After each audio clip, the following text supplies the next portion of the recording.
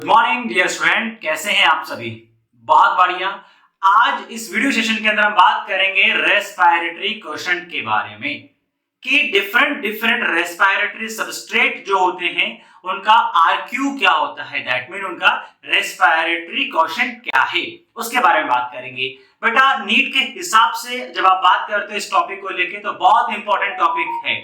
Important topic क्यों है? क्योंकि क्वेश्चंस यहां से आते हैं, बहुत अच्छे क्वेश्चंस यहां से आते हैं। और आप इसको कह सकते हो कि जब हम चैप्टर के लास्ट में इसको समझते हैं, अगर आप देखोगे आपकी बुक के अंदर चैप्टर के लास्ट में ये टॉपिक होगा तो ये एसेंस निकल के आता है कि डिफरेंट डिफरेंट रेस्पिरेटरी सबस्ट्रेट जो होते हैं उनका आरक्यू क्या होता है। तो चलिए स्टार्ट करते हैं इस वीडियो को। ओके, जहां पर हम डेफिनेशन से स्टार्ट करेंगे कि आरक्यू की डेफिनेशन क्या है, फिर डिफरेंट डिफरेंट रेस्पिरेटरी सबस्ट्रेट जो होते हैं उनके रेस्पिरेटरी क्वेश्चन यानी आरक्यू को अपन समझने वाले हैं। ऑलराइट बेटा, तो हमारे पास में ये हमारा रिकॉर्डिंग आ गया है।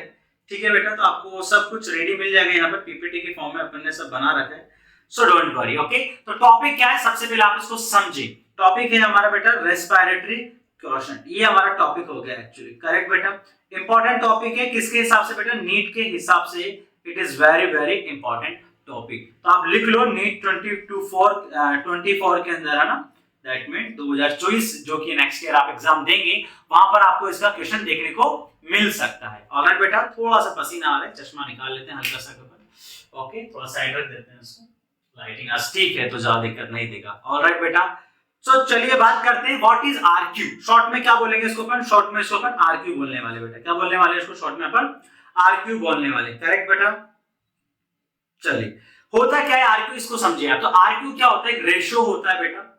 रेशियो कैसे, उसको समझो आप। भाई हम क्या बात करते हैं? रेस्पिरेशन की जब हम बात करते हैं, किसकी बात करते हैं बेटा अपन?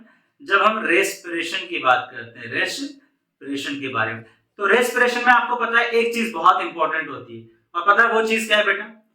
वो चीज ये होती है कि हम इस प्रोसेस के अंदर, रेस्पिरेशन के अंदर क्या कराते हैं? ऑक्सीडाइज कराते हैं, यानी ऑक्सीडेशन कराते हैं जो भी हमारा रेस्पिरेटरी सबस्ट्रेट होता है, चाहे से वो कार्बोहाइड्रेट हो, चाहे से वो प्रोटीन हो, या फिर वो क्या हो बेटा आपका लिपिड हो, ठीक है, फैट हो। करेक्ट बात। तो इसमें आपको क्या करना पड़ता है? कंज्यूम करनी पड़ती है एक गैस, और उस गैस का नाम क्या बेटा? उस गैस को हम बोलते हैं ऑक्सीजन। ऑलराइट बेटा, क्योंकि ऑक्सीजन जब तक नहीं होगा तब तक हमारा जो रेस्पिरेटरी सबस्ट्रेट होता है बेटा, क्या होता है? Respiratory substrate. ओके बेटा, तो उसका ऑक्सीडेशन कैसे होगा? वो ऑक्सीडाइज्ड कैसे होगा? ओके, तो उसको ऑक्सीडाइज कराने के लिए क्या चाहिए आपको? बताइए आप लोग। ऑक्सीजन चाहिए, यस और नो। और जब आप देखते हो कि हमारा जो रेस्पिरेटरी सबस्ट्रेट होता है ना, ये लिख लेते हैं अपन शॉर्ट में थोड़ा सा, रेस्पिरेटरी सबस्ट्रेट। ऑलराइट बेटा, तो अब कौन सी गैस निकलेगी यहाँ पर? तो अगर हम बात करें यहाँ पर आपके पास में CO2, कार्बन डाइऑक्साइड, यहाँ पर क्या होता है बेटा? इवॉल्व होता है, यस और नो। आप देखोगे तो यहाँ पर इवॉल्व कौन सा गैस हुआ? CO2। और यहाँ पर कंज्यूम कौन सा गैस हुआ आपके पास में? तो कंज्यूम हमारे पास में हुआ ऑक्सीजन। ये सभी के अंदर कॉमन है बेटा। ओके, जो भी आपके पास में एरोबिक रेस्पिरेशन कर रहा होगा। करेक्ट कहानी। आप समझे यहाँ पर। तो आरक्यू क्या हो गया, डेफिनेशन क्या हो गया आरक्यू की, आपको यहाँ इजीली समझ में आएगा। तो देखिए यहाँ पर the ratio of the volume of CO2 release, okay, and to the volume of oxygen take in respiration. तो आपने रेस्पिरेशन की प्रोसेस के अंदर कितना ऑक्सीजन कंज्यूम किया, ओके, उसका वॉल्यूम, और कितना CO2 आपने छोड़ा। ऑलराइट बेटा, कितना CO2 आपने छोड़ा उसका क्या हो गया? वॉल्यूम। तो इस वॉल्यूम जो होता है, इसके रेशियो को आरक्यू के नाम से जाना जाता है। तो what is RQ? Volume of CO2 जो लिबरेट हो रही है, ये जो इवॉल्व हो रही है, या जो इसके अंदर निकल रही है। करेक्ट बेटा, यस सर, हमेशा ध्यान रखना ऊपर आएगा। ऑलराइट, CO2 का वॉल्यूम यहाँ पर। ओके, और सेकंड क्या हो गया आपके पास में? Volume of oxygen which consume in the process of respiration. Correct कहानी, ये भी समझ में आता है आपको। तो वॉल्यूम ऑफ ऑक्सीजन कितना कंज्यूम हो रहा है यहाँ पे, वो यहाँ पर आ जाएगा बेटा। करेक्ट ना? तो इसके रेशियो को आप क्या बोल लोगे? आरक्यू बोल लोगे। अब आपको अगर किसी भी सबस्ट्रेट का या किसी भी रेस्पिरेटरी सबस्ट्रेट का आरक्यू चेक करना है कि उसका आरक्यू कितना है, ऑलराइट बेटा, तो उसके लिए क्या हो जाएगा? आप पूरी रिएक्शन देख लो उसकी, वो किस तरह से रिएक्शन कर रहा है। ओके, और उसमें कितना उसने ऑक्सीजन का मॉलिक्यूल कंज्यूम किया है, और कितना उसने CO2 का मॉलिक्यूल क्या किया बेटा आपके पास में? बोलो बोलो बोलो बोलो, इवॉल्व किया है। तो आपको पता लग जाएगा। ऑलराइट ना, ये सिंपल सा फॉर्मूला हमारे पास में, और ये सिंपल सा फंडा हमारे पास में, इससे आप आरक्यू चेक कर सकते हो किसी भी मॉलिक्यूल का। ऑलराइट बेटा, जो कि रेस्पिरेशन में यूज हो रहा है। चलिए आगे बात करेंगे। आरक्यू जो होता है, या value of RQ is depend upon the type of respiratory substrate, yes और नो बेटा? ओके बेटा, चलिए यहां पर देखेंगे आप। एंड ओके, ऑलराइट बेटा, ओके, ठीक है यहां पर। And measure by Ganong's spirometer, sorry respirometer. होता क्या है कि डिफरेंट डिफरेंट रेस्पिरेटरी सबस्ट्रेट हमारे पास में होता है, जैसा आपने पढ़ा है पूरे चैप्टर के अंदर, या आपको नहीं पता तो फिर भी ध्यान रखें। कार्बोहाइड्रेट सबसे प्राइमरी होता है जो कि फेवर करता है, सबसे पहले कार्बोहाइड्रेट यूज होगा, फिर देन आफ्टर लिपिड यूज होने वाला है। क्लियर कहानी आपको यहां तक? होता क्या है बेटा कि अब सबका आरक्यू अलग अलग होता है, क्योंकि सबको ऑक्सीडेशन के लिए ऑक्सीजन की क्वांटिटी अलग अलग चाहिए आपके पास में, सबको सेम नहीं चाहिए, तो वैल्यू अलग आ जाएगी। ओके, और वैल्यू अलग आ जाएगी तो आपके पास में क्या हो जाएगा, वैल्यू चेंज हो जाएगी। करेक्ट बेटा, आ रही कहानी समझ में? ऐसे CO2 का जो इवॉल्व होने मतलब नंबर है, CO2 मॉलिक्यूल कितना इवॉल्व हो रहा है, वो भी अलग अलग हो जाएगा। तो आरक्यू की टोटल वैल्यू आप देखोगे तो डिफरेंट डिफरेंट रेस्पिरेटरी सबस्ट्रेट के लिए अलग अलग आ जाती है। वो कैसे होगी वो यहाँ पर आप समझोगे, मैं एग्जांपल से आपको बताऊंगा कि देखिए यहाँ पर इस तरह से यहाँ पर ऑक्सीजन इवॉल्व हो रहा है, तो आरक्यू फिर इस तरह से आपका अफेक्ट हो जाएगा। तो value of RQ is depend on which type of respiratory substrate you use in this process, alright ना, रेस्पिरेशन। क्लियर कहानी? और यहाँ पर सबसे इंपॉर्टेंट जो क्वेश्चन है नीट में जो पूछा जाता है कि आरक्यू को कैसे निकालते हैं।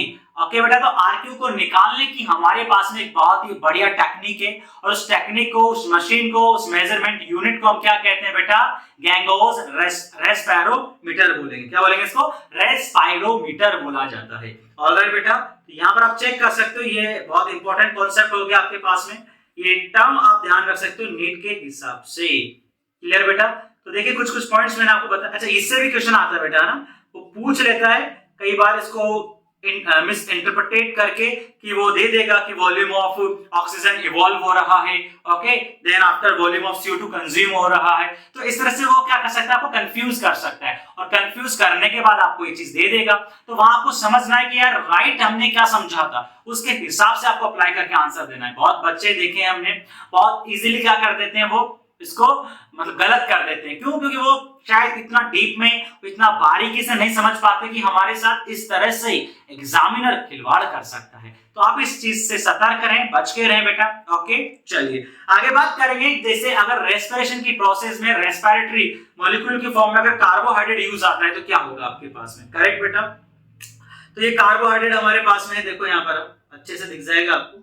ठीक है बेटा, ये हमारे पास में क्या है? कार्बोहाइड्रेट। इसका आरक्यू 1 आता है। ओके, यानी कि 1 कैसे आ रहा है? इसका मतलब हो सकता है साफ सिंपल सा कि जो हमारे पास में CO2 है और जो हमारे पास में ऑक्सीजन है बेटा, यही ना कहानी, यही हमारे पास में, उसका मॉलिक्यूल नंबर सेम होना चाहिए। तो आप देखोगे यहाँ पर कितना ऑक्सीजन कंज्यूम होता है, इसमें 6 होता है।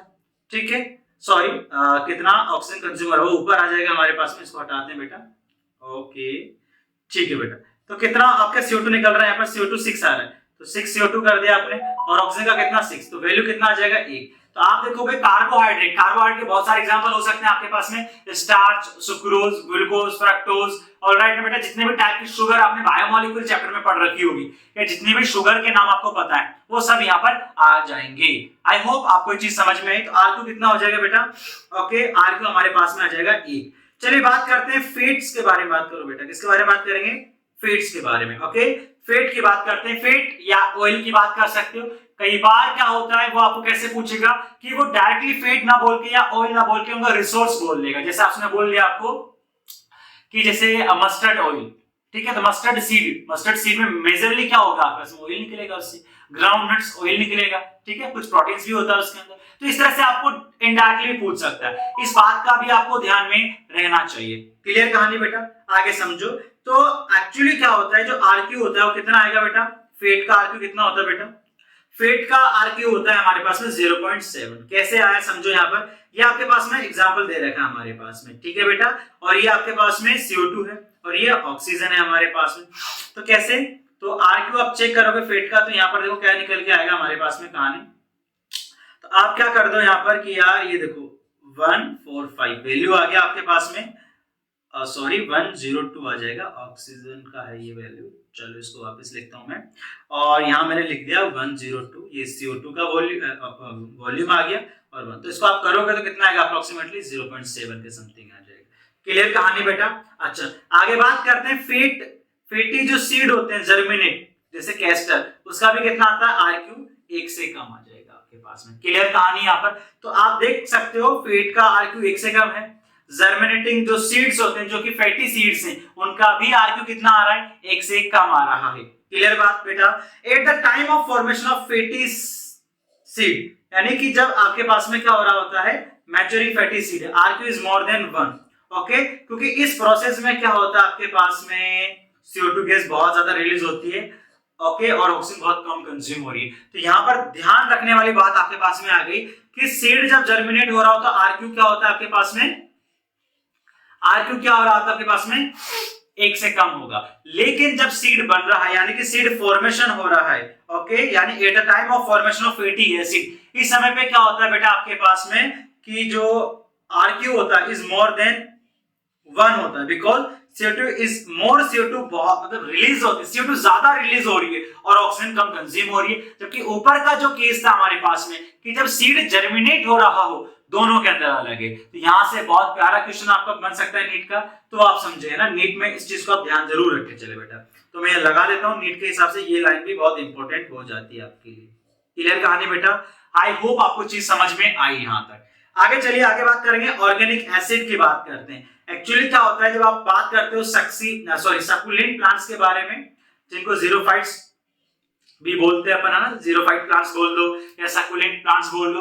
अब इनके पास में क्या होता है, बहुत कमाल की मैकेनिज्म होती है जिससे ये क्या कर सकते हैं, वाटर लॉस से बच सकते हैं। तो क्या करते हैं, ये मैलिक एसिड वगैरह बनाते हैं। ऑलराइट ना बेटा। तो यहाँ पर आप देखोगे एक तो मैलिक एसिड बना लिया इन्होंने। ओके बेटा, तो हुआ क्या यहाँ पर, जब आप चेक करने जाओ इनका, तो ये देखो हमारे पास में ये एग्जांपल दे रखा है, 4 कार्बन का एक मतलब कंपाउंड होता है मैलिक एसिड। ओके, केम प्लांट जब आप पढ़ते हैं तो वहां भी इसके बारे में एक बार समझ में आता है आप लोगों को, वहां भी जिक्र करते हो आप इसका। ठीक है, तो आप देख लो यहाँ पर 3 और 4, तो यहाँ पर आप देखो 4/3 आप करोगे जब, ठीक है, तो वैल्यू क्या आएगी, एक तो मोर देन 1 होगा आपके पास में।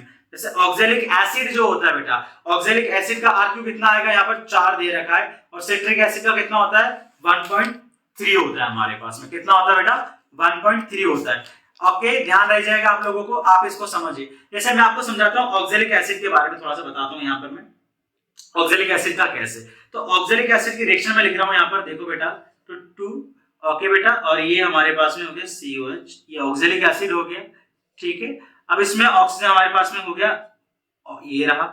अब इससे रिएक्शन हो रही है, CO2 कितना बनेगा देखना यहाँ पर, तो 4 आपके पास में CO2 बन रहा है, ओके, 2H2 बन जाएगा, और यहाँ पर आपका बन गया बेटा ये एनर्जी। ठीक है बेटा, ये एनर्जी, तो देखो 1, तो 4/1 हो गया, तो वैल्यू कितनी है, 4। तो ऑक्जेलिक एसिड का जो RQ होता है वो कितना होता है, 4 होता है। कितना होता है बेटा, 4 होता है। ध्यान रह जाएगा, रिएक्शन में मैंने लिख दी है, आपको सिर्फ नंबर ध्यान रखना है। ठीक है, सिट्रिक एसिड का भी हमारे पास में देख रखा है।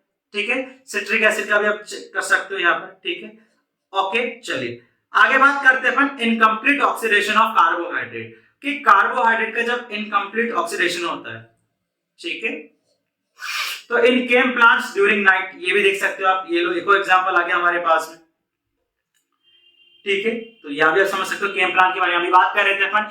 क्रेसुलेशन एसिड मेटाबॉलिज्म होता है, जो कि ज्यादातर आपको जो सकुलेंट प्लांट्स होते हैं, जीरोफाइट्स होते हैं, उनके अंदर देखने को मिलता है बेटा। क्लियर है कहानी आपको। चलिए आगे बात करते हैं, तो कितना आएगा यहाँ पर आप देख सकते हो, RQ 0 होता है। क्या होता है बेटा, RQ 0 होता है। 0 क्यों हो रहा है, क्योंकि ये CO2 क्या नहीं करते बेटा आपके पास में,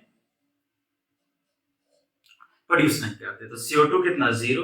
अब 0, 3 ऑक्सीजन हमारे पास में, तो 0 को जब आप करोगे तो कितना आएगा, सॉरी 0 आएगा। ओके, तो यहाँ पर 0 आ जाता है।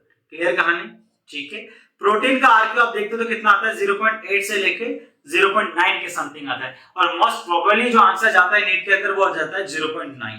तो आपको 0.9 जो वैल्यू ध्यान रखनी है प्रोटीन की रखनी है, और 1 से कम होता है। एनअरेबिक रेशन में जो रेस्पिरेशन में जो RQ होता है, अनअरेबिक मतलब वही जिसमें आपके पास में ऑक्सीजन का यूज नहीं हो रहा है, तो कितना आ जाएगा, इनफाइनाइट आ जाएगा। क्यों, क्योंकि इसमें 2 मॉलिक्यूल तो CO2 के इवॉल्व होते हैं बेटा, यस और नो, बट वहां पर अगर अपन बात करें ऑक्सीजन तो आता ही नहीं, तो कितना आ जाएगा, अब 0 को किसी डिवाइड करो तो कितना आता है, इनफाइनाइट आता है।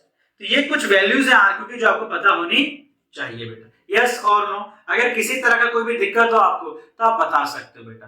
क्लियर कहानी, आई बात समझ में? ठीक है, तो मैच्योरिंग जो फैटी सीड्स होता है उसका मोर देन 1 होता है। क्लियर कहानी, इस बात को आप समझे। ठीक है, और जो हमारे पास में मतलब कि जो आपके पास में क्या पढ़ रहे थे अपन, यहाँ पर अपन एक चीज पढ़ी थी कि जो फैटी सीड जर्मिनेट्स जो हो रहे हैं उनका आरक्यू 1 से कम होगा। तो मैच्योरिंग का ज्यादा होता है, जर्मिनेटिंग का कम होता है। ये बात आपको समझ में आनी चाहिए, ध्यान रहनी चाहिए। क्लियर बात बेटा? जैसे मैं आपसे पूछ रहा हूं, एक क्वेश्चन में यहाँ पर आपको दे देता हूं, ठीक है, तो आप मुझे बताइएगा। ठीक है, RQ is less than what, question में लिख रहा हूं यहाँ पर। ठीक है, तो हमारे पास में क्या हो गया, आरक्यू इज लेस देन 1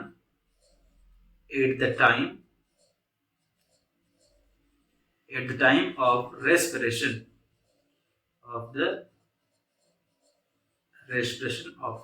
ये क्वेश्चन मैंने लिख दिया आपके सामने। ठीक है, चलिए मैं आपको ऑप्शन में दे देता हूं। यहाँ पर ए ऑप्शन, यहाँ पर बी दे देंगे, यहाँ पर सी दे देंगे और यहाँ पर डी दे देंगे।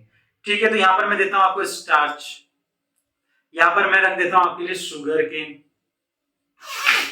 ठीक है बेटा, ओके, और यहाँ पर मैं रख देता हूं आपके लिए ग्लूकोज, और यहाँ पर मैं दे देता हूं आपके लिए ग्राउंडनट। ये ग्राउंडनट रखते हैं मैंने आपके पास। ठीक है, अब आपको आंसर देना है, आप आंसर दीजिए। थोड़ा सा मैं आपको देता हूं 1 सेकंड का समय। कमेंट बॉक्स के अंदर जरूर लिखिएगा आप आपके आंसर के बारे में। ठीक है, 1 सेकंड, मतलब बताइए क्या आंसर आना चाहिए आपका। ओके, तो अगर आपका आंसर यहाँ पर देखो, आरक्यू इज लेस देन 1। ठीक है बेटा, तो आपको क्या पहचानना है कि आरक्यू जो होता है वो आपको 1 से कम देखना है। ऑलराइट बेटा, ये हमारे पास में 1 से कम किसका होता है वो आपको चेक करना कि आरक्यू 1 से कम किसका होगा। करेक्ट कहानी ये करना है अपन ने। ठीक है ना, ऑलराइट, चेक कर लेता हूं मैं एक बार कि हम आरक्यू लेस देन 1 आना चाहिए हमारे पास में। बहुत सही बेटा, ठीक है, यानी हमारे पास में क्या हो गया बेटा, ये कहानी आनी चाहिए। ठीक है ना, लेस देन 1 होना चाहिए आपके पास में, ये साइन हो गया हमारे पास में। चलो, अब कहानी क्या समझो आप। तो स्टार्च क्या होता है, एग्जाम्पल है कार्बोहाइड्रेट का, तो कार्ब का एग्जांपल हो गया। कार्बोहाइड्रेट का आरक्यू बताइए सर, 1 होता है। शुगर केन में क्या होती है, सुक्रोज मिलती है ज्यादातर आपको, ग्लूकोज मिलता है, फ्रक्टोज मिलता है, मतलब शुगर हो गया। शुगर भी एग्जांपल किसका है, कार्बोहाइड्रेट, तो आरक्यू कितना आएगा, 1 आएगा। ग्लूकोज का तो पता है कार्बोहाइड्रेट, आरक्यू 1 आता है। ग्राउंडनट जो होता है उसमें आपके पास में वो, उसमें आपको लिपिड प्रोटीन भी मिलता है। ठीक है ना, पीनट बटर के फॉर्म में खाते हैं काफी सारे जिम वाले पर्संस। ओके, और वहां पर आपको लिपिड यानी फैट भी मिल जाता है। तो इन दोनों का आरक्यू कितना होता है, लेस देन 1 होता है। तो आपका आंसर क्या जाना चाहिए, ग्राउंडनट जाना चाहिए। इस तरह से आप सॉल्व कर सकते हो बाकी क्वेश्चंस को। ऑलराइट बेटा, thank you so much for watching this amazing video जिसमें हमने आरक्यू को समझा। नेक्स्ट वीडियो में बात करेंगे किसी और टॉपिक के बारे में। Thank you so much, bye bye, take care. And video अच्छा लगे तो प्लीज चैनल को सब्सक्राइब जरूर करो, वीडियो को लाइक करो, दोस्तों के साथ जरूर शेयर करो। Bye bye.